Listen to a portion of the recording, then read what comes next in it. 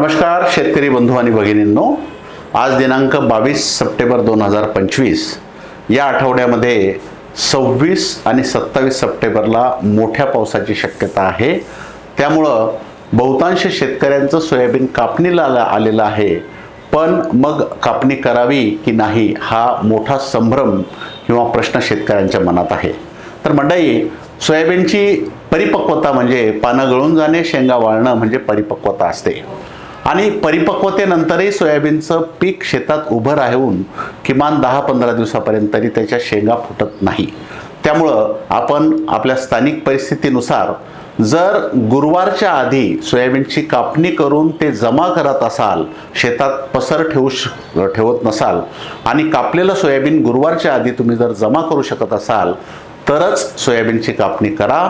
नसता शुक्रवार, शनिवार, रविवारी पावसाची शक्यता असल्यामुळं शेतात कापणी केलेलं सोयाबीन ठेवू नका। असं जर केलं तर मोठ्या प्रमाणात आपलं नुकसान होऊ शकतं। त्यामुळे या आठवड्यामध्ये गुरुवारच्या आधी सोयाबीन कापणी करून त्याची मळणी किंवा त्याला साठवता आलं तरच योग्य, नसता गुरुवार नंतर कापणी केलेलं सोयाबीन शेतात ठेवू नका। या कापणी होईपर्यंत पावसाचे अंदाज आम्ही सोमवार आणि गुरुवार दर सोमवारी दर गुरुवारी देणार। कापणीबद्दलचे सुद्धा आम्ही अंदाज देत राहू। धन्यवाद।